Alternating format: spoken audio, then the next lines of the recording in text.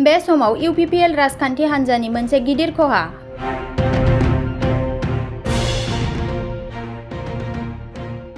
UPPL आरो BJP दोलोनिफ्राय लोब लोब फैनानै बिपिएफ हान्जायाव जयनिं जाफैदों रौता समिस्तिनि सिङाव थानाय 1 नं जारगाव आरो 2 नं हाथिगर गामिनि रायजो राजाफोरा।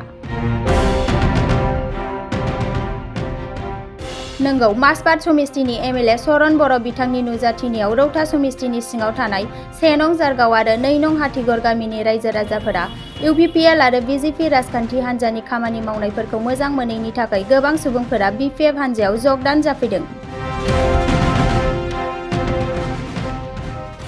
थारैनो बे समाव रौता समिस्तियाव इउपिपिएल आरो बिजेपि राजखान्थि हान्जानि मोनसे गिदिर खहा जानायखौ नुनो मोननाय जादों।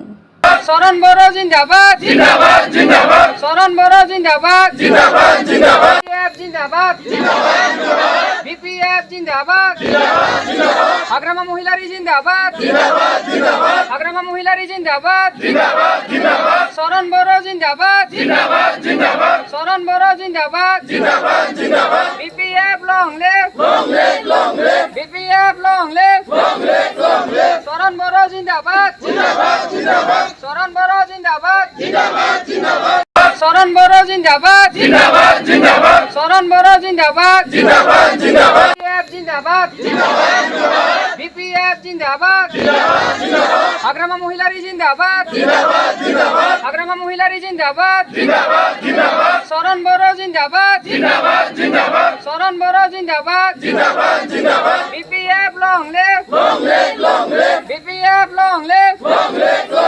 चरण बर' जिन्दाबाद जिन्दाबाद जिन्दाबाद चरण बर' जिन्दाबाद जिन्दाबाद जिन्दाबाद डिजिटेल बड' निउजनिफ्राय गासैखौबो खुलुमनाय आरो बरायनाय बावहरनाय जाबाय। मदद आरो हेफाजाबनि नोजोरजों नोंथांमोननि सेराव दं डिजिटेल बड' निउज वेब पर्टेल। सुखु दुखुनि समाव, खैदां खैफोदनि समाव नोंथांमोननि राव जानानै ओंखारबोदों डिजिटेल बड' निउज। खौरां दैथायहरनो आरो जोंजों थोंजोङै फोनांजाबनो थाखाय जानबुं नं 6901559919। उदां आरो सैथो खौरां फोसावनायनि थांखिजों नोंथांमोननि सेराव दं डिजिटेल बड' निउज।